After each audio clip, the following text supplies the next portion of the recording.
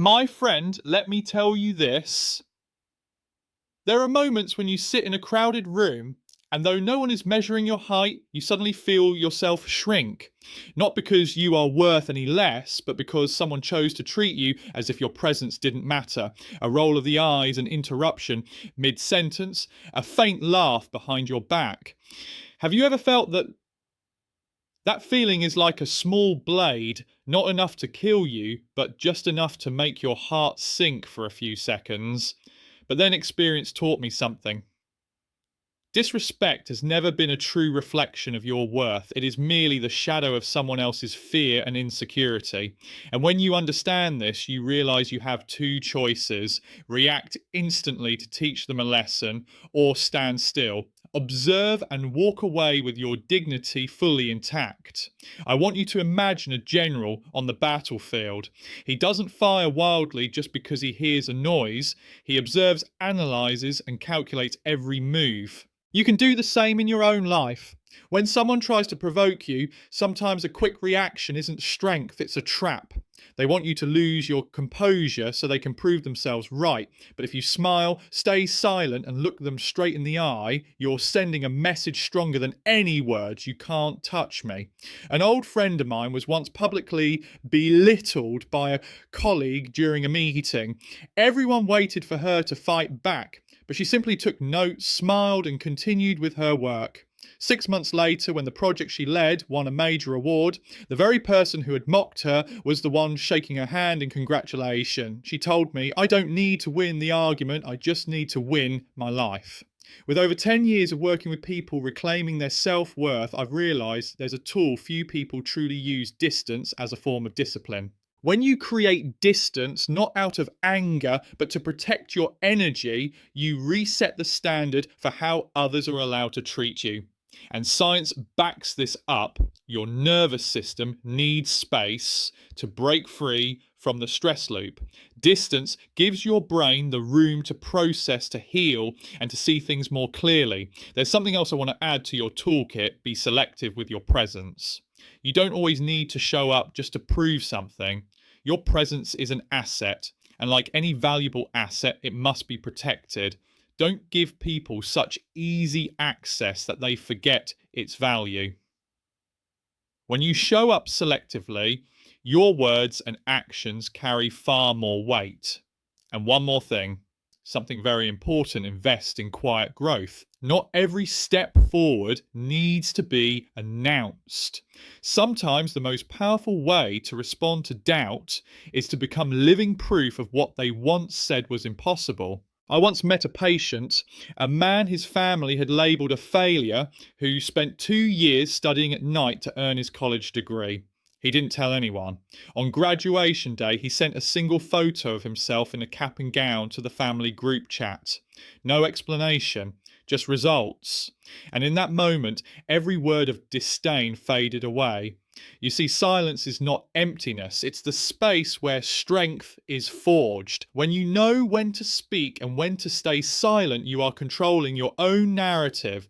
You stop chasing being understood and start choosing to be respected. And respect, once built on dignity, is not easily torn down. So next time someone tries to pull you into their storm, remember, you don't have to prove you're strong. You just have to refuse to let them disturb your peace. Your distance is your fence. Your silence is your weapon. Your quiet growth is the final blow to every word of doubt. And when you walk into a room, don't just walk in, observe. Let your presence, not your voice, be what draws attention. One day, the very people who once overlooked your value will have to acknowledge it, not because you shouted, but because you lived and rose so far they can't deny it. My friend, what I want you to carry with you today is simple.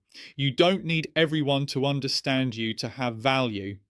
You just need to understand yourself and protect that part of you with silence, with distance, and with steps forward that no one sees coming.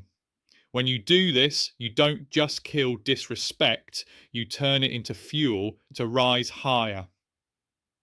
And then you become the very story that inspires others, just as we are sharing here today. My friend let me continue the story. Here's a truth few people are willing to admit: most of the people who hurt you don't actually hate you, they simply don't know how to handle your presence.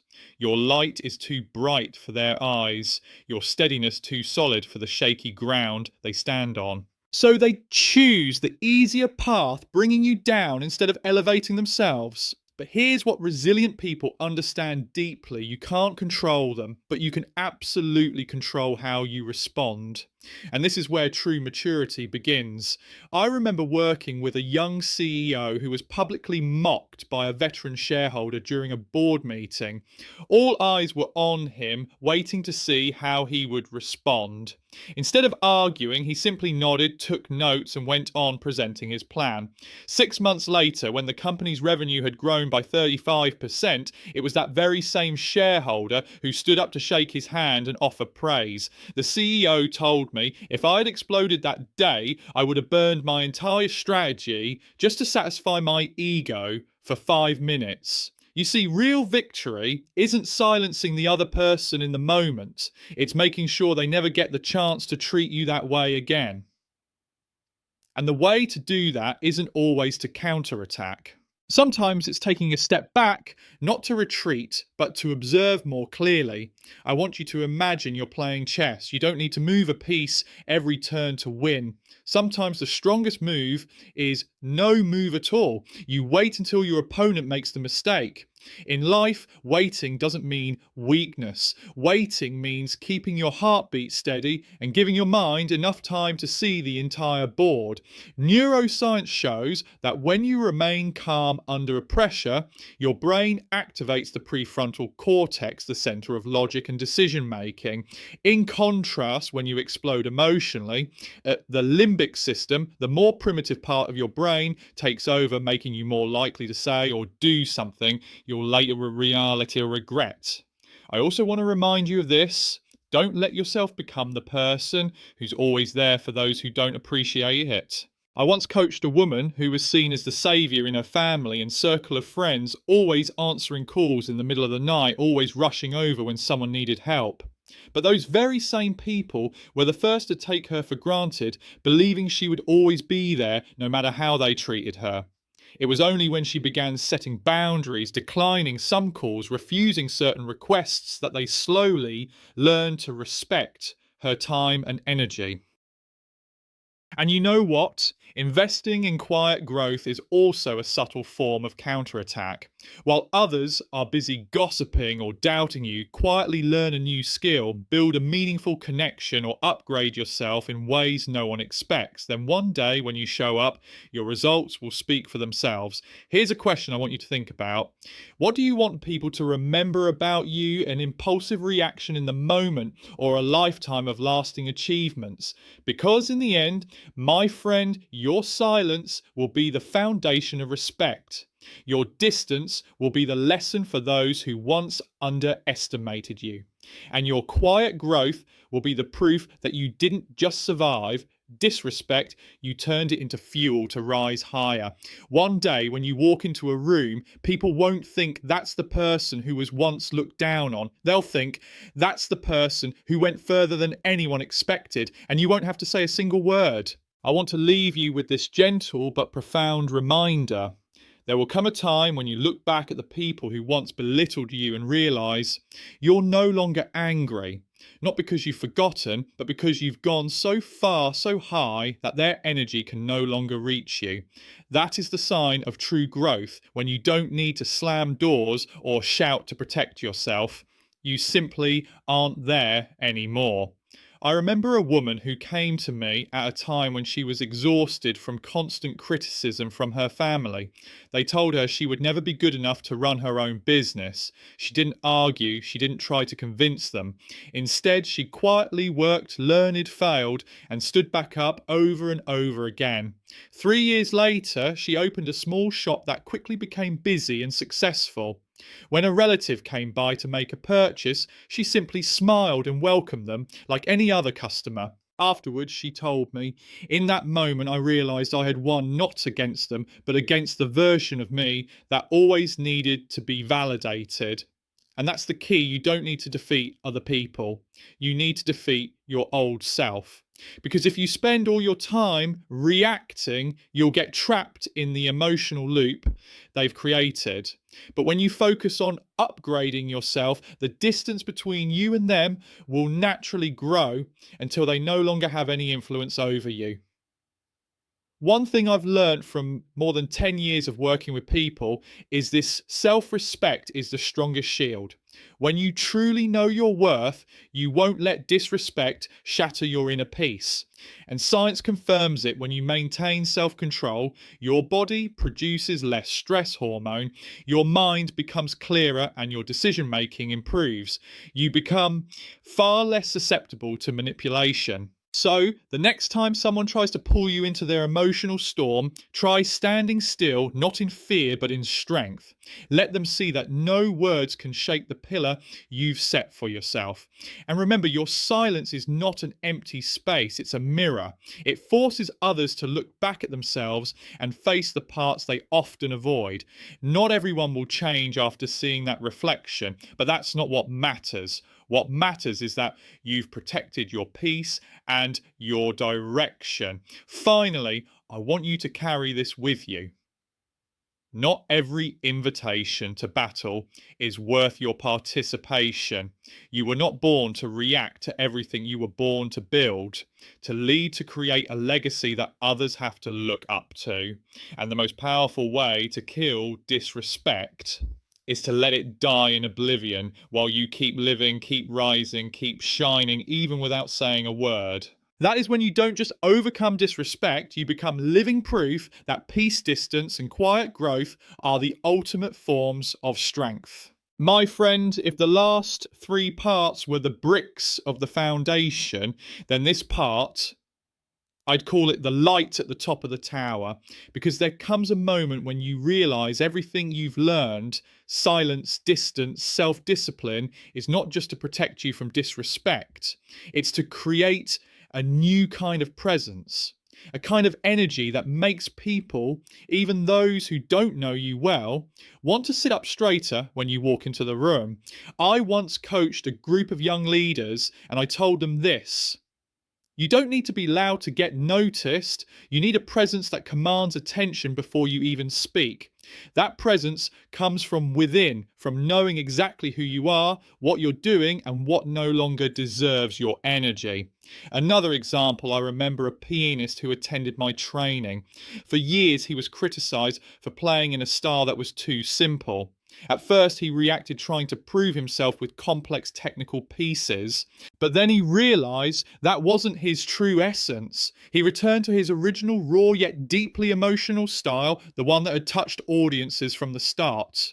The result? His concerts sold out, and the critics who once mocked him fell silent. He told me I didn't win by playing faster, I won by playing as myself. And that, my friend, is an important lesson. You don't need to beat others at their game, you just need to play your own game well.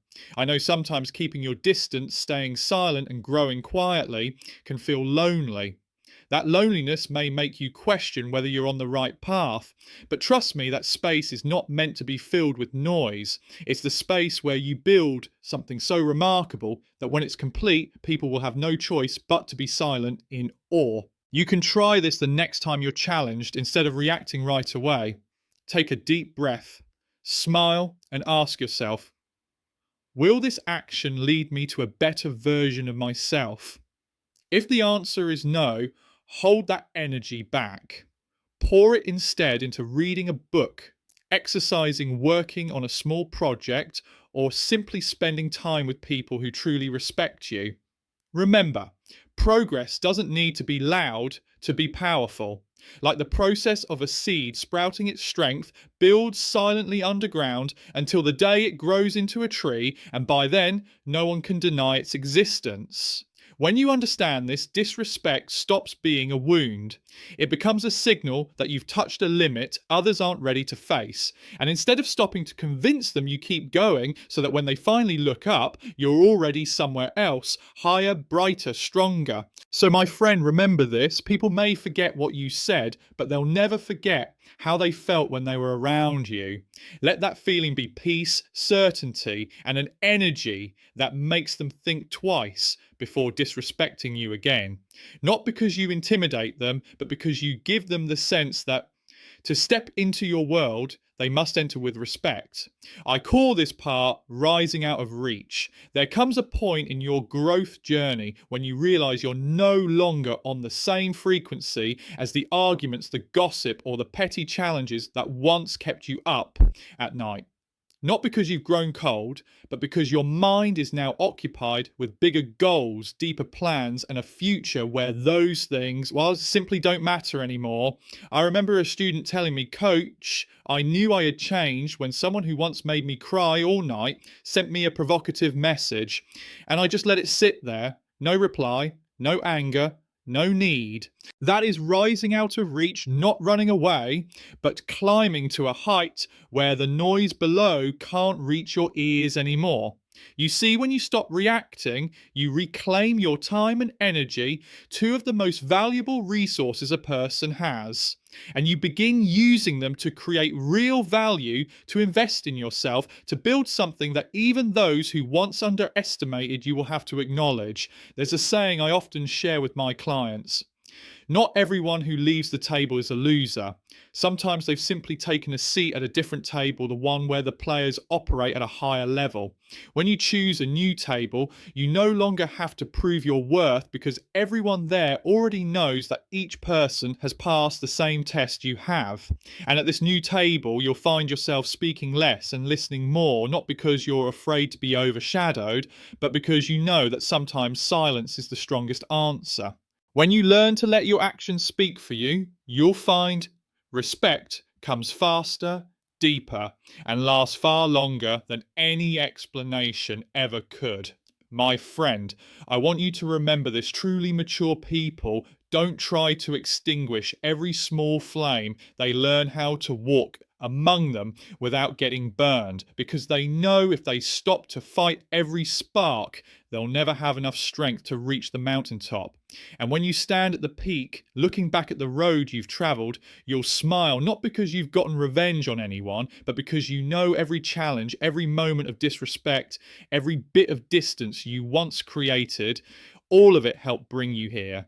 That's when you'll understand deeply rising higher is the only answer those who doubted you cannot dispute. And in that moment, my friend, you haven't just stepped out of their reach, you have stepped into a realm reserved only for those who can keep their peace in every storm. Now, let me continue the story of silence that speaks. The interesting thing is, when you first start using silence as a tool, some people will misunderstand it. They may think you're weak or that you're avoiding the issue. But in time, they'll realize your silence isn't because you have no answer, it's because your answer is not for them. I once coached a renowned surgeon. He told me that in the hospital environment, he had often been undermined by competitive colleagues spreading quiet rumours. But instead of defending himself, he focused on the next surgery, the next patient. My friend, he said, in this profession, I don't need to win in the rumour room. I need to win in the operating room. And the results of each successful surgery were enough to kill every rumour on their own. You see, silence not only keeps your mind at peace, it allows you to invest your energy into what truly creates value. Psychology also shows that when we don't constantly fall into emotional reactivity, our brains have more resources for creativity, planning, and solving complex problems. And here's something I want you to take to heart: silence carries weight. It isn't emptiness. Every time you choose not to react, you lay another brick in the foundation of your credibility. People will start to realize if you've spoken, it must be worth hearing. My friend, I know staying silent isn't easy, especially when you're hurt. Human instinct is to strike back to set the record straight. But sometimes the only thing you need to set straight is that you're on the right path. The only person you need to justify yourself to is you assuring yourself that you've chosen what protects your future, not just your temporary pride. Remember, silence is not retreat. It's stepping away from a game where you know the prize isn't worth your time. And when you can do that, you don't just keep your peace, you invite respect, even from those who once doubted you. Because in the end, your silence isn't a gap they can fill, it's a door they must knock on if they want to enter your world. And not everyone is qualified to cross that threshold. Now, let me carry this idea of the new heights a little further. When you climb higher, you begin to see clearly what was once hidden. Down below, you're surrounded by noise, gossip, and watchful eyes. But up high, the air is thinner, quieter. You can see the bigger picture, and suddenly you realize many battles you once thought were important were never worth a drop of your energy. I remember working with a startup founder. In the early days, many people criticized his idea. At first, he reacted strongly, arguing point by point, but eventually he learned to save his energy for the things that truly mattered. He focused on building the product, nurturing his team, and serving his customers. 2 years later, when his company received major investment funding, many of those same skeptics sent their congratulations. He just smiled and said, "If I had kept arguing back then, I probably wouldn't have even finished my business plan by now." My friend, at higher altitudes, your silence isn't because you have nothing to say, it's because you choose to speak only when your words carry real weight. You begin to understand that silence doesn't make you smaller, it makes what you say afterward worth far more. And here's something else: when you reach a new height, you attract others who are also climbing. They're not interested in drama, nor do they waste time on petty things. They talk about ideas, solutions, the future. They fuel your journey and you fuel theirs. That's the climate of higher ground, so a place where the toxic winds of disrespect can't survive. The beauty is you don't have to declare that you've changed. People will see it for themselves in the way you carry yourself and the energy you bring. And those who once tried to pull you down will realize the harder they reach, the further away you are. So remember this: you climb not to get back at those below, but to see farther, live lighter, and focus on the next peaks ahead. Because once you've tasted the air at higher altitudes, you'll never want to go back to the noise you left behind. Now let me continue with letting your rise speak for itself. The best thing about letting your results do the talking is that you stop wasting energy teaching lessons to every person. You find yourself with more time to focus on what truly matters: building, learning, growing. And one day when people look back, they'll have to admit you've surpassed them without even noticing when it happened. I remember a fitness coach I once worked with. He had been mocked by many for not having a prestigious background and for starting out without the ideal trainer's physique. But instead of reacting, he devoted himself to learning about nutrition, exercise, science, and spent thousands of hours training both himself and his clients. 4 years later, he became one of the highest paid coaches in the region. When a reporter asked if he wanted to say anything to those who had doubted him, he just smiled and said, "They know. I don't need to say it." That's the power of silence plus achievement. Once you reach a higher level, there's no need to go back and set the record straight. What you've accomplished becomes the perfect answer and the one no one can refute. This requires a special kind of belief. The belief that you don't need to win every conversation because you're playing the long game, the game of sustainable growth. You no longer care who laughs at the starting line because you know you'll be the one smiling at the finish. When you live like this, my friend, you don't just make disrespect meaningless, you become living proof of a truth. Words can be forgotten, but achievement endures. And at that point, your rise isn't just an answer to those who doubted it, becomes an inspiration for others quietly fighting their own battles. Now, part 9, I like to call it distance that heals. Because sometimes the only way to preserve yourself is to take a step back, not to give up, but to catch your breath, to give your heart and mind the space to recover from the blows. I once met a young woman working in a high pressure environment.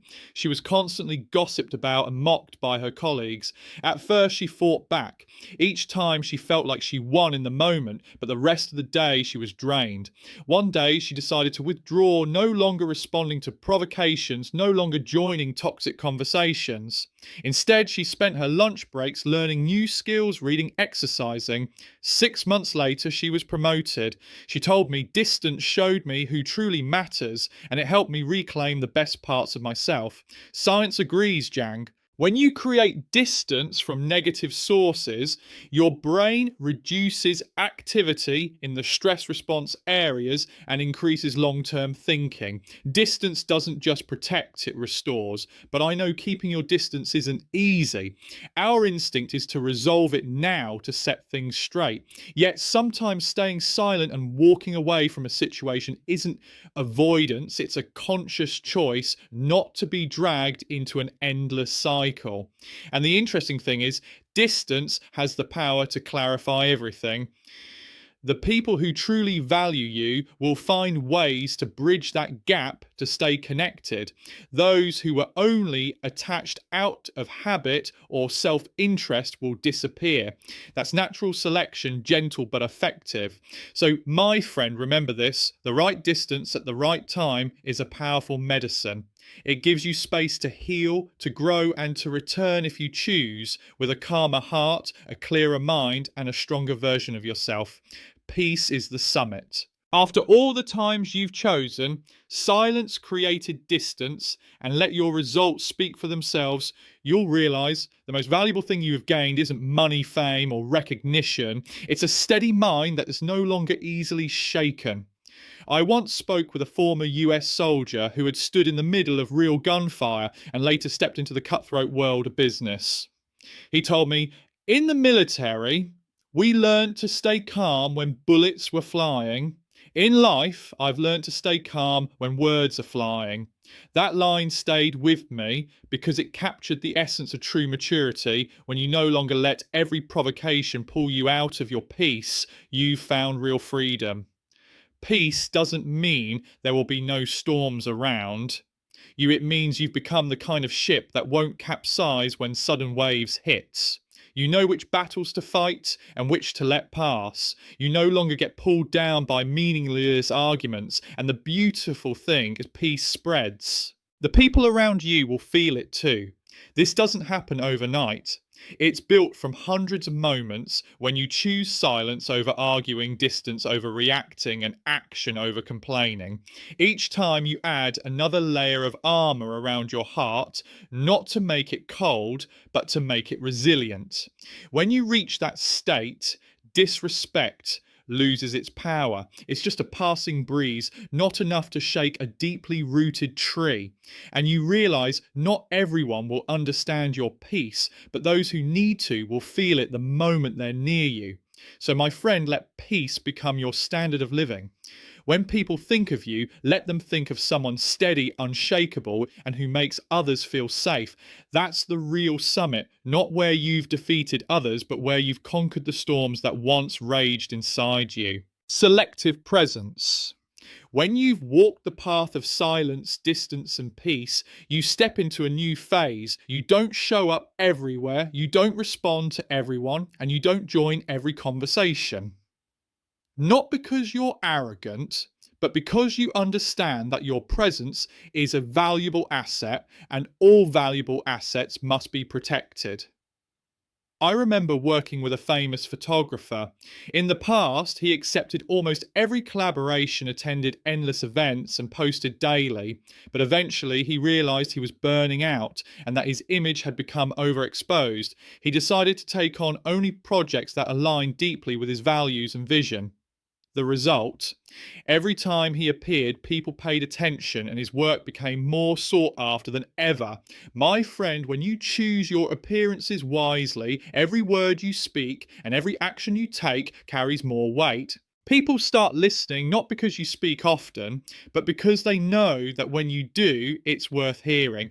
In social psychology, this is called the principle of scarcity. Things that appear less often are perceived as more valuable.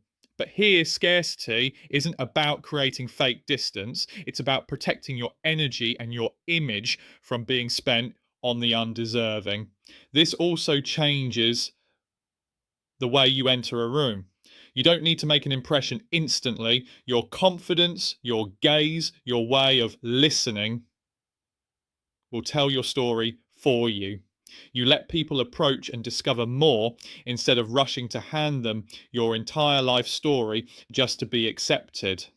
Remember, my friend, selective presence doesn't make you distant, it makes you respected. And when you live by this principle, you'll notice something interesting. You don't need to be everywhere to be remembered, you just need to be in the right place at the right time as the strongest version of yourself. When you no longer need to be understood, eventually you'll enter a stage I call freedom from the need to be understood. It's like climbing a mountain so high that the fog hides you from those below, and you no longer feel the need to shout so they know where you are.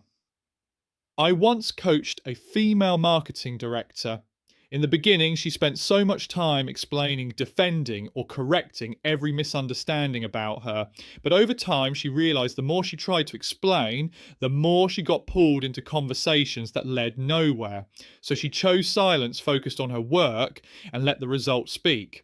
A year later, the very people who once misunderstood her were now asking for her advice.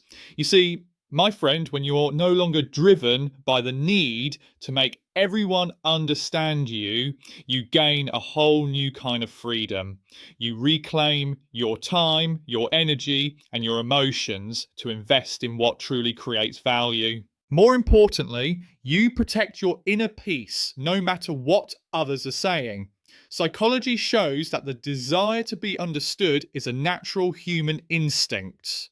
But when it becomes dependency, you hand over the power to define your worth to others. When you release that need, you take back control, not because their opinions don't matter at all, but because they do not define who you are. Imagine walking into a room without feeling the urge to correct anything people might think about you. You simply show up, do your work, and leave with the same calm you came in with. That feeling, it's like setting down a heavy backpack you've carried for far too long. So, my friend, don't strive to be understood by everyone. Strive to be respected by the people who truly need to understand you. Let the rest observe, feel, and if necessary, adjust their perspective on their own. Meanwhile, keep living, keep moving forward, and let your story be told through your life, not through explanations. The summit of consistency. At some point, you'll realize that what earns you lasting respect isn't explosive moments of success, but consistency. Showing up every day with your values, your principles, and your demeanor intact, no matter how others change. I once worked with a sports coach who wasn't famous for a single championship win, but for showing up on time, giving his all on the field, and treating his athletes fairly for over 15 years. He said, "People remember me not because I shouted the loudest, but because I never missed a single practice." Consistency means not letting fleeting emotions destroy the standards you've set for yourself. It's staying steady when provoked, continuing your work when doubted, and refusing to get pulled into meaningless battles when misunderstood. Psychologists call this the power of recognition habits. When people see you act according to the same high standard over time, they begin to trust you deeply, even if they don't agree with all your decisions. My friend, consistency doesn't mean being stubborn. It means knowing what's core to you and not letting circumstances pull you away from it.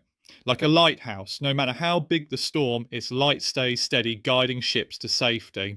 Here's the truth: when you stay consistent long enough, disrespect loses its bite. People realize that no matter what they do or say, you stay on course. And that's when they begin to respect you, not because you won against them, but because you never changed to please them. The peak isn't in how fast you climb, but in how long you can stand firm. Because when you're consistent, you protect your own value and you become an anchor for those seeking stability in a chaotic world. When you become a living example, eventually you'll see that you're not just living for yourself anymore. Your choices, your reactions, even your silences are being watched, learned from, and sometimes imitated. I once worked with a high school teacher who admitted that in the past, when unfairly criticised by colleagues or parents, he would react sharply to save face. But then he noticed his students imitating how he handled conflict. That's when he chose to respond with calm listening and only speaking when necessary. Years later, a former student told him, "You were the first person who showed me that true strength is not letting yourself get pulled into chaos. My friend, when you uphold dignity and peace, you're sending a living message to those around you. You can be strong without being loud. You can win without stepping on others."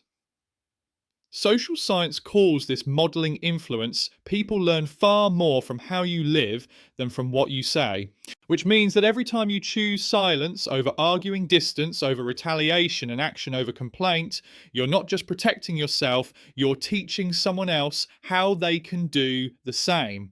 And sometimes the person you influence is someone you didn't even know was watching a new employee, a child in your family, or even a stranger who witnesses you handle a tough moment with grace. When you live as a mirror, you don't need to lecture. Your life is the lesson. And that's a rare kind of power. The power that comes from perfect alignment between what you believe and how you live. After all, a mirror never forces anyone to look into it, but when they do, they see the truth. The power of letting go. This journey of peace, consistency, and becoming a living example leads to one of the most important lessons. Letting go is not losing, it's choosing to win on a different level. I remember coaching a businessman who had been chasing a deal for 2 years, pouring in time and effort, while the other party kept shifting terms, adding pressure, and sometimes showing outright disrespect. In the past, he would have fought to the end, partly to avoid wasting his investment, partly to prove himself. This time he walked away. No drama, no accusations, just a simple message of thanks and good wishes. A year later, his company thrived from a different project, and that same former partner came back asking to work with him. But by then, he didn't need them anymore. Letting go is understanding that not every door is worth opening and not every battle is worth winning. It's the art of choosing the right battlefield so you can save your energy for the opportunities, relationships, and projects that truly matter. Psychologists call this cognitive release. When you drop what isn't worthy, your brain gains more mental space to create and make wise decisions. Letting go doesn't just make you lighter, it makes you smarter.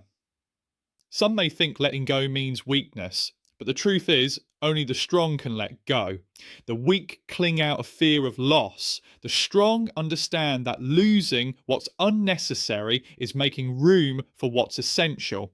When you let go at the right time, you not only protect your energy, you create the space for better things to enter. That's not luck, it's the result of knowing your worth and refusing to compromise with anything that diminishes you.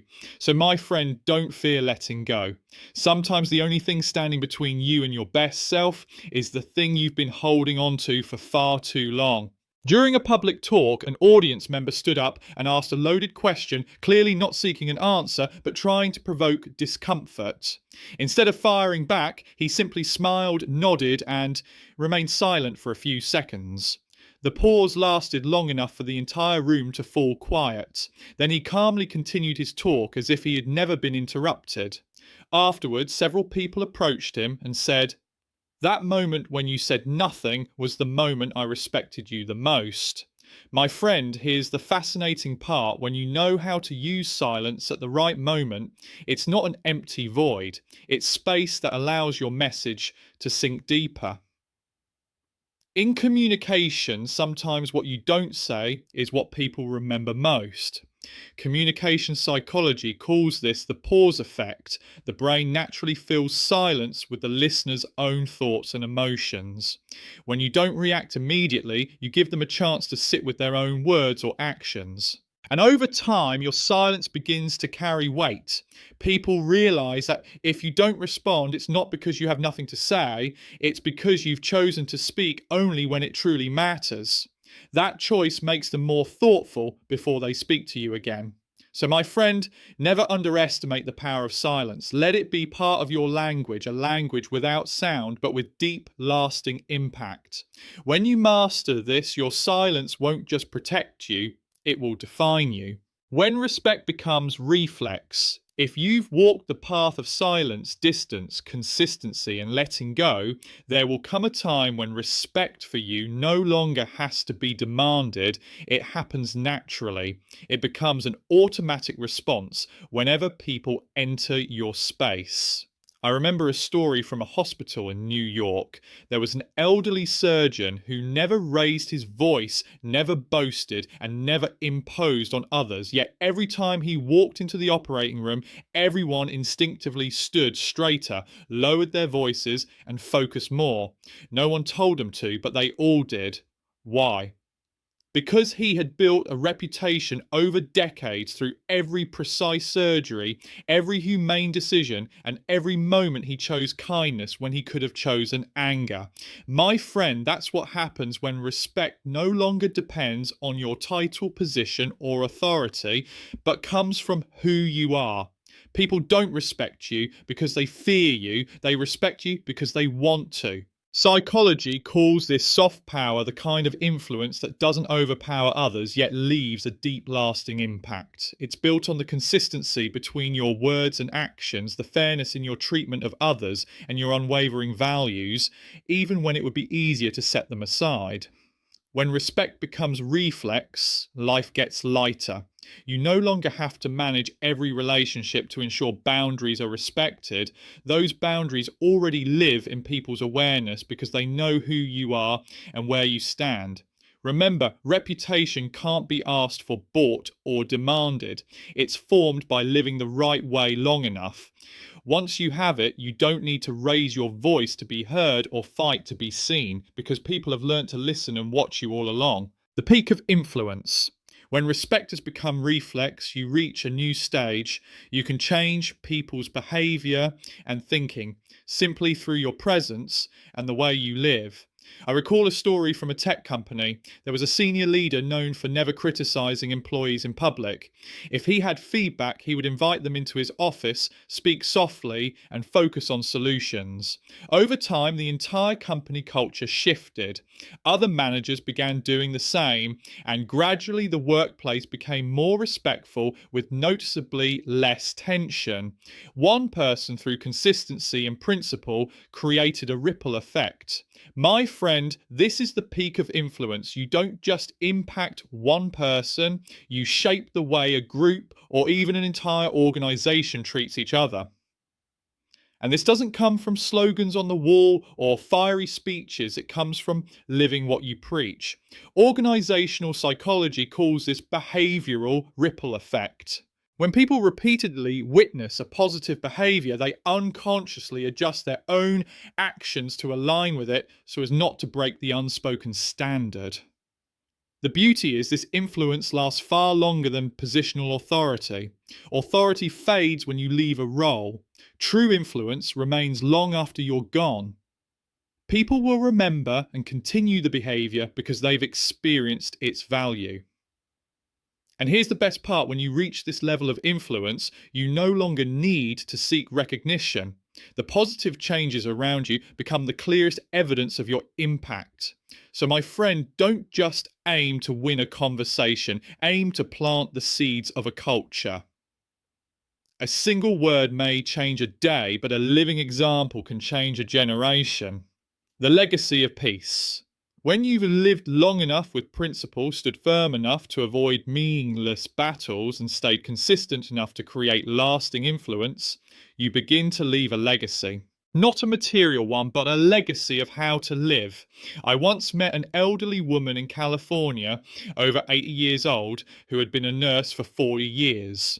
She wasn't wealthy or famous, but when she passed away, hundreds came to say goodbye, former patients, retired colleagues, even people who had only met her a handful of times at the clinic.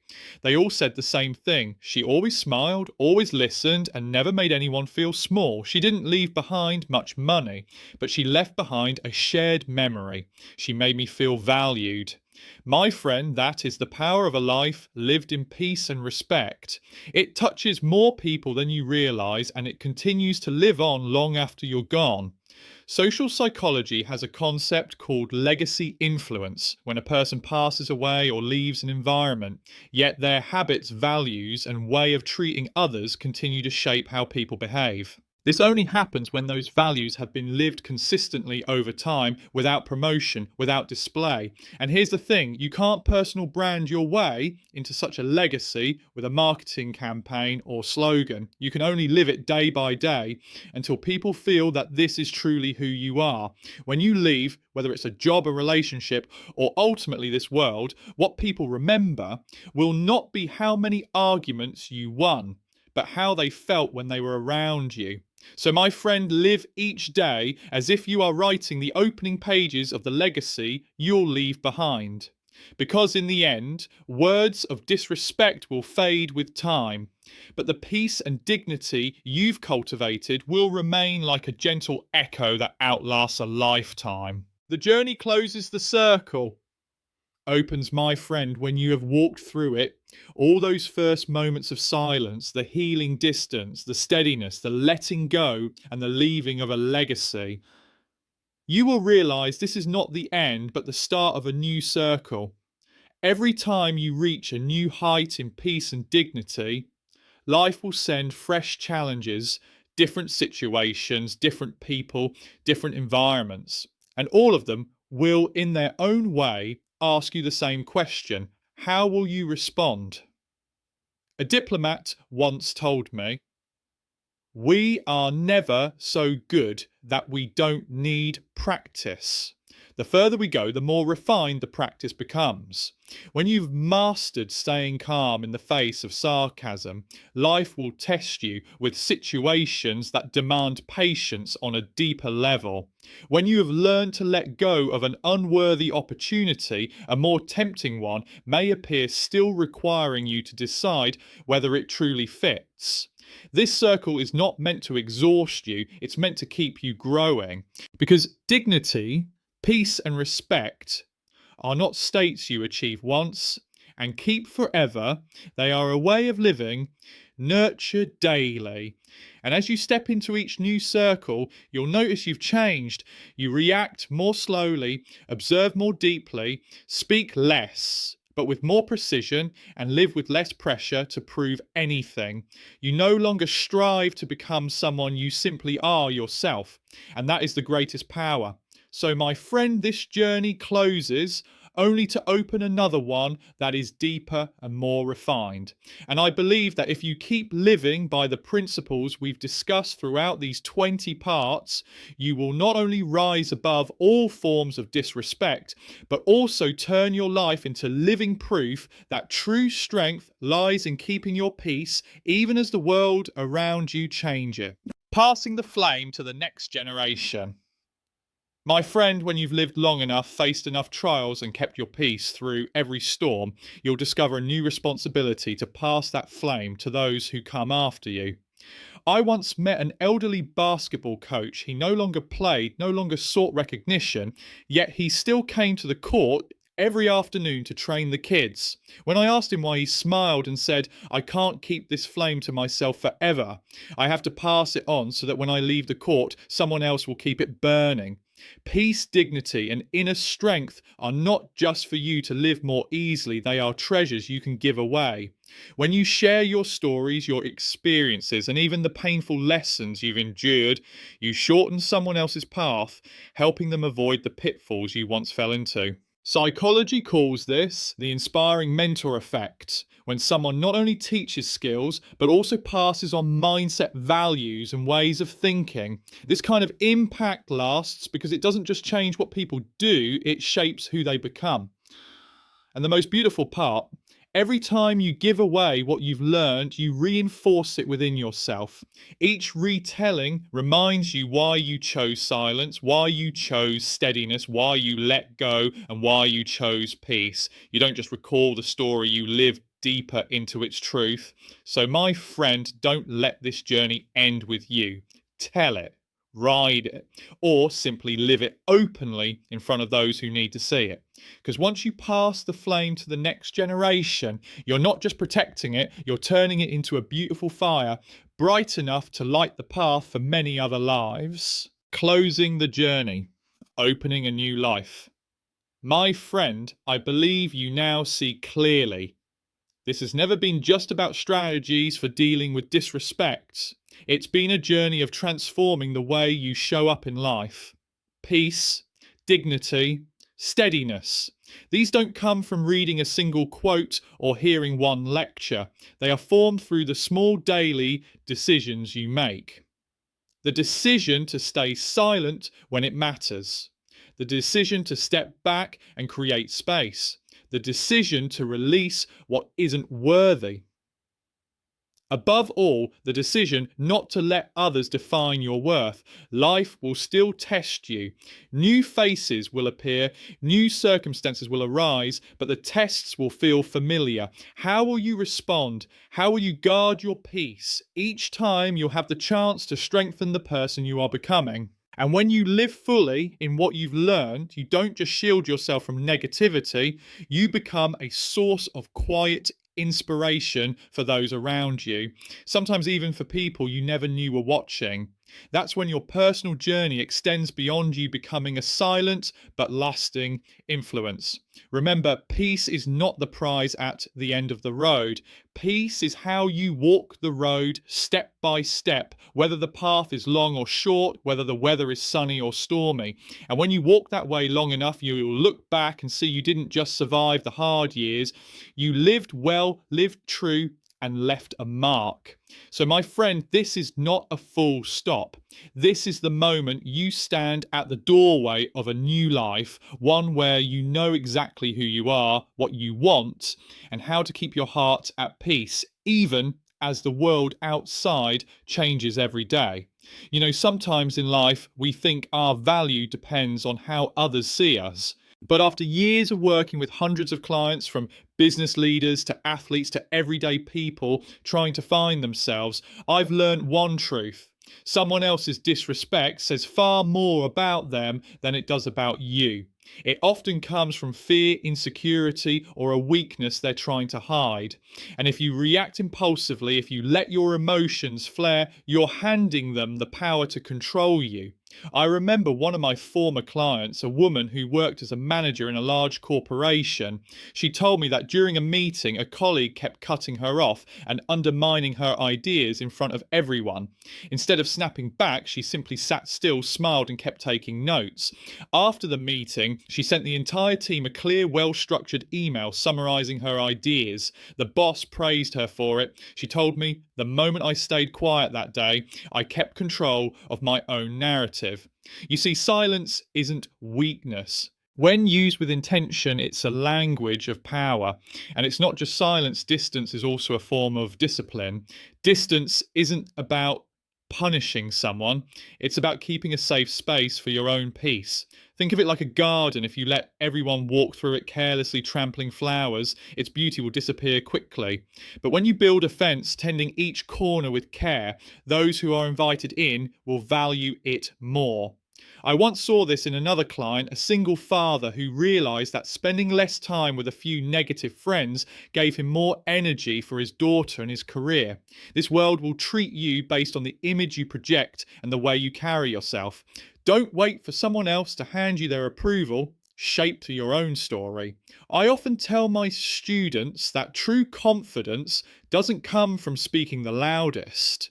It comes from showing up with consistency and clarity about who you are. And that leads to another vital skill: emotional discipline. It's like holding a firearm. You don't pull the trigger recklessly. You fire only when necessary. A person who can't control their reaction is easily manipulated. Emotional discipline means knowing when to be silent, when to walk away, and when to take action. I've also learned that to truly protect your peace, you must think like a general. Observe, gather information, recognize patterns of behavior, and act based on data, not just feelings. A great general doesn't fight every battle. They choose the battles worth fighting. And then the best revenge against disrespect isn't to strike back, it's to elevate yourself to a level they can't reach. When you improve, when you succeed, you don't need to argue or explain. Your results will speak for themselves. But there's one thing many people overlook: protecting your energy and your legacy. Not every invitation to an argument is worth accepting. Choosing peace, focus, and silence when needed isn't avoidance, it's prioritizing your future. From my own experience, I'd add two more keys. First, nurture your support circle. Stay close to people who remind you who you are even when you forget. Second, invest in continuous self growth. When you grow each day, you naturally leave behind those who try to pull you down. Have you noticed someone who's truly confident doesn't need to shout to be noticed when they walk into a room? Their presence alone is enough to make people listen. That's what I want for you, not to win every conversation, but to create a presence that makes others think twice before they treat you poorly. Ask yourself, if today were my last day in this place, what would I want people to remember about me? Your answer will shape the way you choose silence, the way you create distance, the way you respond, and the way you move forward. And if you stay consistent with that, you'll see respect doesn't have to be demanded. It will find its way to you. You know, there's something powerful about living in a way that commands respect without ever asking for it. I've seen it in boardrooms, I've seen it on sports courts, and I've even seen it in the quiet corners of hospital waiting rooms. One of my favourite stories comes from a retired military officer I once coached. This man had served for decades, leading soldiers through some of the toughest situations imaginable. And yet when he spoke, his voice was never loud. He told me true leadership isn't about raising your voice, it's about raising your presence. He recalled a time when a younger officer tried to undermine his authority during a high-pressure mission briefing. Instead of shutting him down in front of everyone, the veteran simply paused, looked him in the eye, and calmly asked, "Do you believe your plan will save more lives than mine?" The room went silent. The younger officer hesitated and then quietly said, "No, sir." That was it. No yelling, no ego battle. Just a question that forced reflection. That's the kind of composure we're talking about, the kind that makes people remember you long after the moment has passed. Now, here's the thing: holding yourself with that level of calm isn't natural for most of us, it's a practice. And it's not about being passive, it's about mastering timing. Think about a seasoned chess player. They don't move a piece just to prove they can. They move because it changes the game in their favour. That's how you need to handle your words, your reactions, and even your presence. I often tell my clients, the more noise you remove from your life, the more signal you create. When you stop reacting to every small slight, every unnecessary opinion, you create space for your real strengths to show. And people notice. They might not say it to your face, but they'll feel it, and eventually they'll respect it.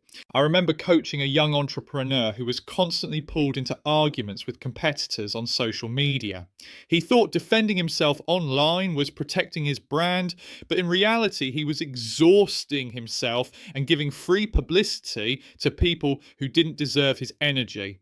I told him, your brand isn't what you say in defense, it's what you consistently do when no one's trying to provoke you.